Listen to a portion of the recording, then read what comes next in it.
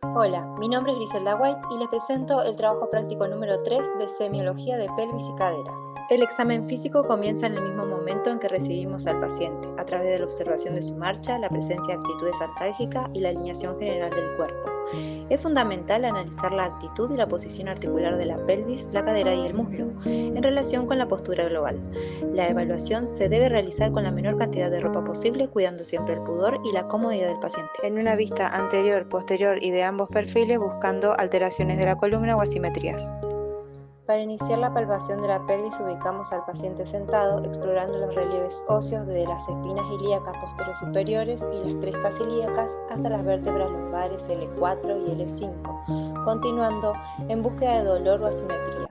Luego, palparé las partes blandas, verificando temperaturas, contracturas, edemas o tumefacciones. En esta posición también podré examinar la región dorsal en búsqueda de alteraciones. Con el paciente de cúbito supino comienzo con la palpación de las espinas ilíacas anterosuperiores, siguiendo con el recorrido de las crestas. Me dirijo hacia el trocánter mayor de cada lado, coloco ambas manos sobre la pelvis y realizo una maniobra de compresión, que produce dolor al presionar las dos hemipelvis. Continúo en la palpación del borde del pubis, aplicando una leve presión sobre este, en búsqueda de dolor o molestia. Finalmente, exploro las partes blandas alrededor del mismo, con el objetivo de identificar posibles alteraciones, cambios o molestias. Y continuamos con palpación de tejidos blandos en el abdomen en búsqueda de alteraciones. Consultamos a nuestro paciente y observamos para ver si realiza algún gesto o refiere dolor o molestia. Para la palpación del triángulo de Scarpa, le pido al paciente que coloque la rodilla del lado a evaluar sobre la rodilla del miembro opuesto en rotación externa y rodilla flexionada. Iniciamos la palpación por la línea inguinal y los diferentes músculos alrededor del pubis, en busca de abultamientos, alteraciones o puntos dolorosos. Durante la palpación de ambos lados de los segmentos blandos alrededor del pubis, no se han encontrado alteraciones en el paciente, quien tampoco ha referido dolor. Con el paciente de cúbito prono palpo las espinas ilíacas posterior-superiores, recorro las crestas, consulto a mi paciente si siente alguna molestia o dolor, palpo el hueso sacro, las proyecciones de las articulaciones sacroilíacas, las apófisis espinosa de las vértebras lumbares, los isquiones, siempre consultando si lo que hago produce dolor.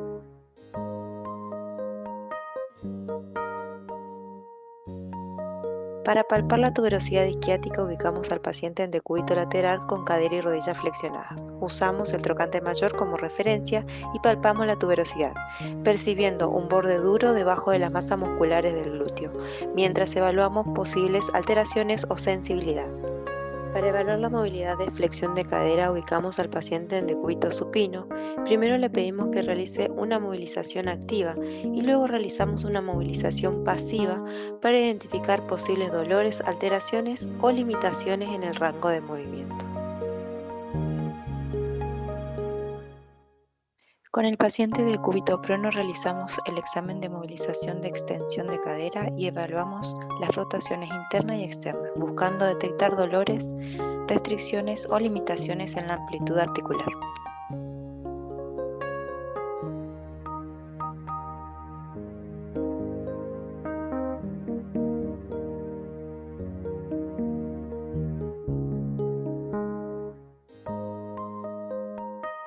Con el paciente sentado tomamos el tobillo y realizamos movimientos de sacudidas en la pierna para relajar y medir la movilidad.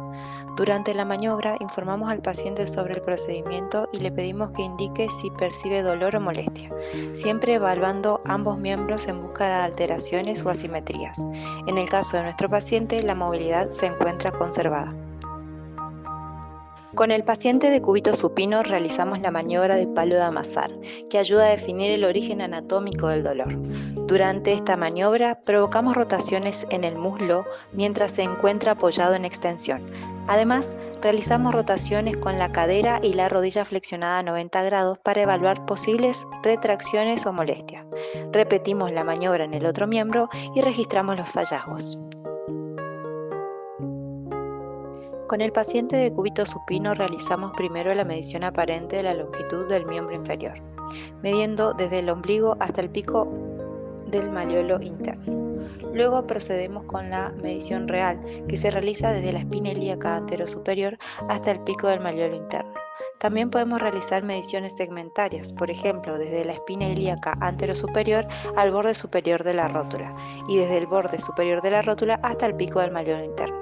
Las mediciones se registran para evaluar posibles desigualdades o alteraciones. Finalmente, realizamos la medición circunferencial para evaluar el estado muscular, tomando la medida 15 centímetros por encima de la rótula en ambos miembros. Ramos Vertis propone medir a 20, 30 y 40 centímetros por debajo de la espina ilíaca anterosuperior y a 15 centímetros de la rótula.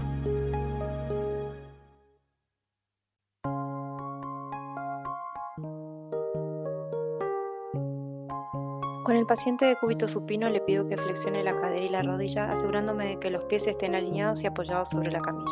Luego realizo dos observaciones. De perfil, si la rodilla está más adelantada que la otra, indica que el fémur de ese lado es más largo. De frente, si una rodilla está más alta, sugiere que la tibia es la más larga de ese lado.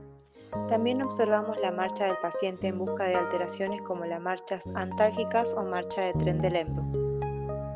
La maniobra de Thomas evalúa la actitud real de la cadera. Con el paciente en decúbito supino, se flexiona pasivamente el muslo y la rodilla del miembro contralateral al evaluado, mientras la otra mano se coloca debajo de la zona lumbar para controlar la rectificación de la columna. Con esta maniobra evaluamos la acción del glúteo medio. En pedestación le pedimos a nuestro paciente que realice un apoyo monopodal. Si el músculo es insuficiente, la hemipelvis opuesta desciende. En nuestro paciente, la función del glúteo medio se encuentra conservada. Con el paciente en decúbito supino se flexiona una cadera y rodilla mientras la pierna opuesta queda colgando por fuera de la camilla en hiperextensión. Si se presenta dolor en la articulación sacroiliaca del lado flexionado, puede indicar una afección inflamatoria, degenerativa o traumática. Con el paciente en decúbito supino, una pierna queda extendida y la otra flexionada con el malleolo externo apoyado sobre la rótula contralateral. Se aplica presión sobre la rodilla flexionada. Si el dolor es en el muslo o en la zona crural, indica patología articular o periarticular de la cadera. Con nuestro paciente de cúbito supino con cadera y rodilla flexionada y los pies apoyados sobre la camilla, colocamos nuestros pulgares sobre los malleolos mediales y solicitamos al paciente que eleve la pelvis. Luego el paciente debe descender lentamente hasta que la pelvis toque nuevamente la camilla. A través de esta maniobra se evidencian posibles dismetrías por contracturas o hipertonía del psoas ilíaco. Con el paciente de cúbito prono y rodilla flexionada se dejan caer los miembros en rotación interna. La prueba es positiva si hay asimetría en la caída, lo que indica una contractura del piriforme en el lado menos descendido. En este caso la prueba es positiva ya que se observa un menor rango de movimiento del lado derecho. Con el paciente de cúbito supino se eleva pasivamente el miembro inferior en extensión completa. La prueba es positiva si aparece un dolor intenso irradiado a lo largo del nervio ciático, indicando compresión o irritación de sus raíces. Según Ramos Vertis, es positivo si el dolor aparece antes de los 60 grados de elevación. A continuación, se dorsiflexiona pasivamente el pie y si el dolor reaparece, se considera de origen en el ciático o de sus raíces. En este caso, el paciente no presentó signos de molestia ni dolor. En el paciente de cúbito prono se realiza la extensión pasiva de cadera poniendo en tensión al nervio femoral. Si se presenta dolor en la cara anterior del muslo, la prueba es positiva e indica irritación o compresión del nervio crural o sus raíces. Al realizar la maniobra en mi paciente no refirió dolor en ninguno de los miembros.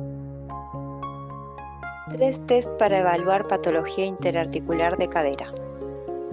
Primero, tras de cadera.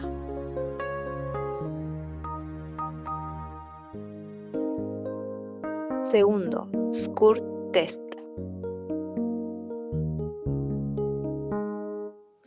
Y tercero, Faber test.